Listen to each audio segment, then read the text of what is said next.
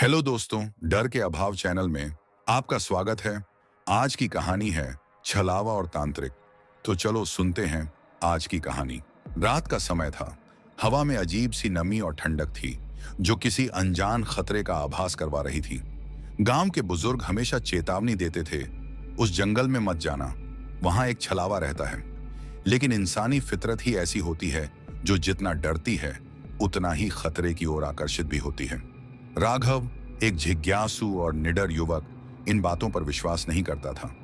वह गांव में एक छोटे से तांत्रिक परिवार से ताल्लुक रखता था, लेकिन खुद को तंत्र मंत्र से दूर रखता था। परंतु एक दिन उसकी जिद ने उसे उस जंगल की ओर खींच लिया जिसके बारे में लोग कहते थे कि वहां रात में जो भी जाता है लौटकर नहीं आता। राघव के पास एक छोटी सी मशाल थी जो हवा के झोंकों से कांप रही थी। जंगल में कदम रखते ही उसे महसूस हुआ कि वह किसी की निगाहों में है। हवा में सरसराहट थी, जैसे कोई उसके साथ चल रहा हो।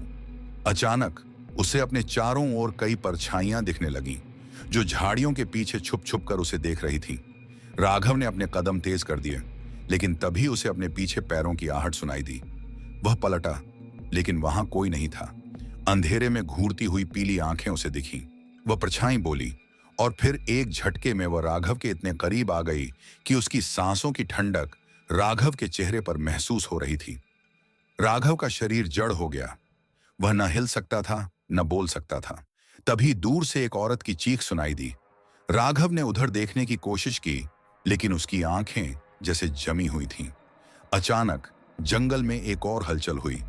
एक व्यक्ति सफेद कपड़ों में लिपटा हुआ, हाथ में त्रिशूल लिए, मंत्रोच्चार करता हुआ वहां प्रकट हुआ। वह गांव के प्रसिद्ध तांत्रिक भैरवनाथ थे। राघव, पीछे हट, उन्होंने जोर से कहा। उनकी आवाज में इतनी शक्ति थी कि छलावे की परछाई पीछे हट गई। भैरवनाथ ने त्रिशूल से जमीन पर एक रेखा खींची और कुछ राख फेंकी। अचानक जंगल में गूंजती हंसी तेज हो गई और हवा में चीखें भर गईं। छलावा अब पूरी तरह प्रकट हो गया था, एक भयानक विकृत चेहरा जिसकी आंखों में आग जल रही थी। तू नहीं बच पाएगा तांत्रिक, छलावे ने गरजते हुए कहा। भैरवनाथ ने कुछ मंत्र पढ़े और फिर राघव की ओर देखा। बेटा, तुझे नहीं पता कि तूने कितनी बड़ी गलती कर दी है। यह कोई मामूली छलावा नहीं, बल्कि एक श्रापित आत्मा है जो आत्माओं को निगल जाती है। राघव अब तक कांप रहा था। उसने सोचा भी नहीं था कि वह जिस चीज को अफवाह मान रहा था वह सच निकलेगा। राघव का शरीर अब भी जड़ था। उसका दिल जोर जोर से धड़क रहा था। सामने खड़ा छलावा अब पूरी तरह अपने असली रूप में आ चुका था। उसकी काली आंखों से लाल लपटें निकल रही थीं और उसका चेहरा विकृत हो चुका था। हवा में अब जलते मांस की बदबू फैल रही थी। भैरवनाथ, जो तांत्रिक शक्तियों में माहिर थे, जानते थे कि यह कोई साधारण आत्मा नहीं थी। उन्होंने अपने झोले से लाल रंग की राख निकाली और छलावे की ओर फेंकी। राख जैसे ही हवा में घुली, छलावा चीख पड़ा। तूने बहुत बड़ी गलती कर दी तांत्रिक। छलावे की आवाज इतनी डरावनी थी कि राघव के रोंगटे खड़े हो गए। भैरवनाथ ने एक और मंत्र पढ़ा और अपने त्रिशूल को जमीन पर दे मारा। अचानक एक तेज रोशनी फैल गई जिससे छलावा पीछे हटने लगा। लेकिन तभी छलावे ने जमीन से उठते हुए जोर से प्रहार किया और अपने हाथों से भयानक धुएं की एक लहर छोड़ी जिसने पूरे जंगल को अंधकार में बदल दिया। भैरवनाथ ने राघव की ओर देखा, जो अब तक घबराया हुआ था।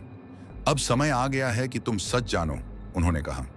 यह कोई साधारण छलावा नहीं है, यह एक श्रापित आत्मा है जिसे सैकड़ों साल पहले एक तांत्रिक ने कैद कर दिया था। यह आत्मा कभी एक निर्दोष आदमी थी जिसे जिंदा जलाया गया था और उसके मरते ही उसने बदला लेने की कसम खाई थी। जब तक इसे पूरी तरह मुक्त नहीं किया जाएगा, यह आत्माओं को निगलता रहेगा। राघव अब समझ चुका था कि उसने कितनी बड़ी भूल कर दी थी। भैरवनाथ ने अपनी तांत्रिक शक्ति का प्रयोग करते हुए एक त्रिकोण बनाना शुरू किया, लेकिन छलावा अब गुस्से में था। वह हवा में तेजी से घूमता और चिल्लाता, कोई मुझे कैद नहीं कर सकता। अचानक छलावे ने अपनी पूरी शक्ति से हमला कर दिया।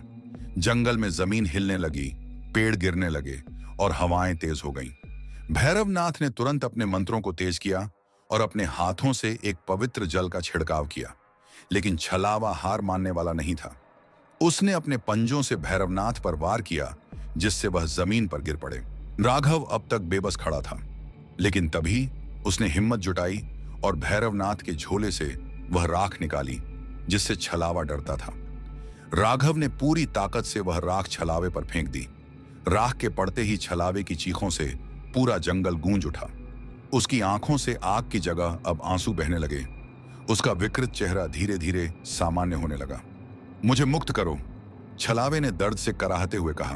भैरवनाथ ने तुरंत एक शक्तिशाली मंत्र पढ़ा, जिससे छलावा धीरे धीरे सफेद धुएं में बदलकर हवा में विलीन हो गया। जंगल में अब शांति थी। राघव और भैरवनाथ ने राहत की सांस ली। भैरवनाथ ने कहा, अब यह जंगल मुक्त हो गया है। तो दोस्तों, कैसी लगी आज की कहानी? अगर अच्छी लगी तो लाइक करें, चैनल को सब्सक्राइब करें। मिलते हैं फिर एक नई कहानी के साथ।